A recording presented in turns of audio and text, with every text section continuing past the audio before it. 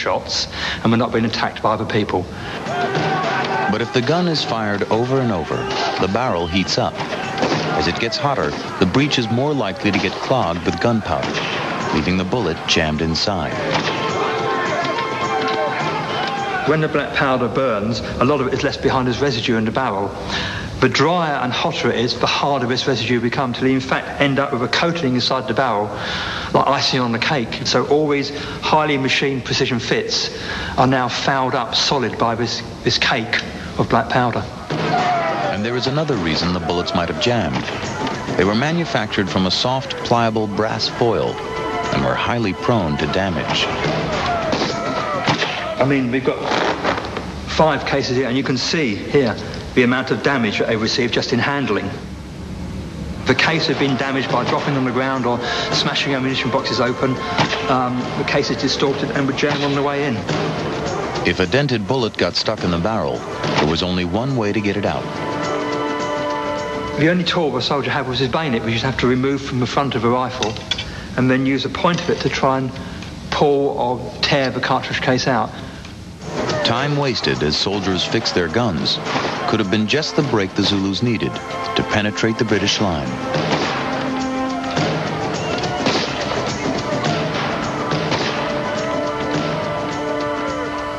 All you can actually do with a rifle is like you see in the film, start swinging it. But if you've got 4 or 5 people armed with spears come at you, you're in trouble, you know. I'd be tempted to throw it down and run away. A test will show whether the Martini Henry rifles were likely to have jammed. The gun will be fired repeatedly, and the temperature of the barrel will be monitored. If the gun gets hot and jams here, chances are it would not have held up in the heat of battle. It's 10, 11 degrees, it's at room temperature. The gun is then fired 12 times in quick succession.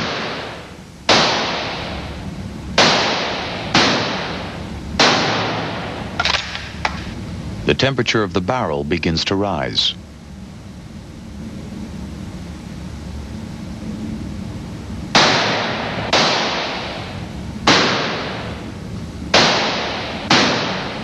After 24 shots and only 3 minutes of firing, the gun overheats and the breech jams. We've got a jam. Okay, let's have a look. Let's take barrel temperature first of all, shall we? It's not gone up much over what it was before. It's about 45. 46, it's climbing, yeah. We've got 46 degrees there. During the minutes before the Zulus broke through the British lines, the Redcoats would have been firing constantly. Their guns could have overheated, and it seems likely that their rifles would have jammed. With bullets being kicked from their boxes and damaged, smoke and dirt flying, and the overwhelming Zulu forces approaching from all sides, even the Martini Henry rifles would have been pushed beyond their limits.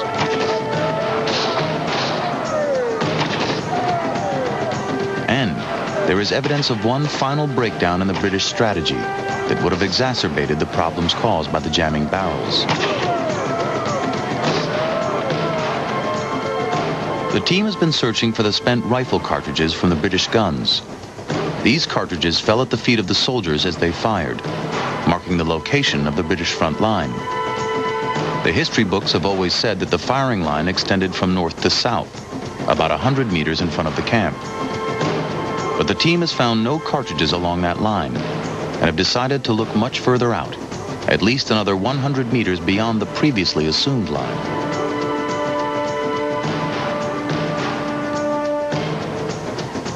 And lo and behold, within 10 minutes of our first grid, we found our first Martini cartridge case this side of the fence.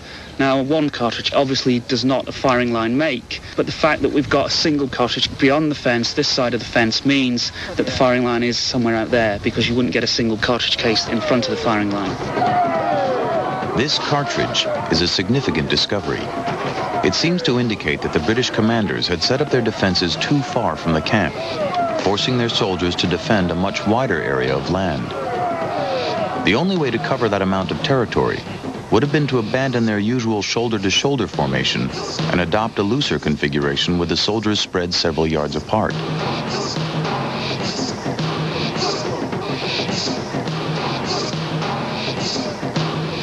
Logic would suggest actually that that's a very vulnerable and overexposed position, and despite the fact that there are probably 3 or 4 yards between each men in order to be able to cover this whole stretch of ground. They're completely confident that the firepower that they can put down will be sufficient to stop the Zulus as they attack. Of course, it doesn't work out quite like that. In such a widely spaced line, jamming guns would have left fatal holes in the British defense. Their nerves steeled with battle medicine, the driven Zulu warriors would have poured through the breaches.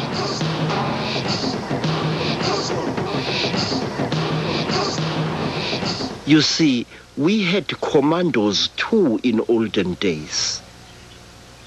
We had special suicide warriors whose duty was to penetrate enemy lines and to get behind the enemy.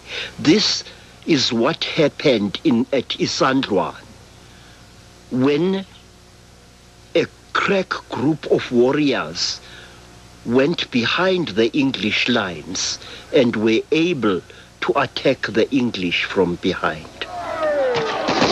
This is the final missing piece that explains the great Zulu victory and the stunning British defeat.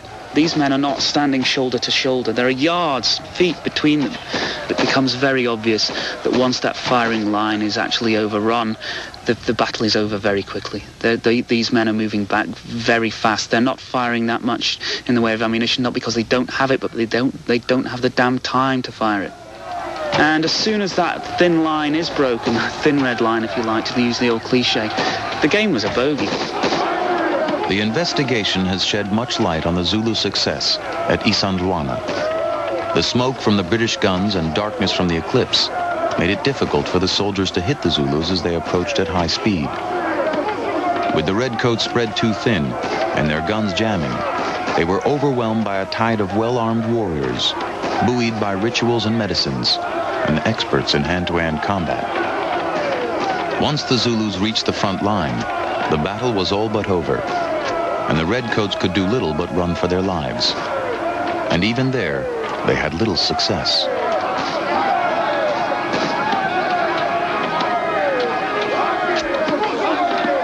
Throughout the battle, the Zulus held the initiative on this battlefield. The Zulu command and control was excellent. Zulu intelligence was excellent. Zulu courage was excellent. And all of these factors combined to actually completely out-general and out-maneuver the British forces here, who are really outclassed almost from the moment that the battle begins. The great irony is that their very success at Isandlwana would prove to be the Zulus' undoing. The British could not bear such a humiliating defeat. They sent thousands of reinforcements to crush the Zulus once and for all. And within 6 months, the Zulu wars had come to an end. War, once said my grandfather, is a lion upon whose back you fall never to get off again.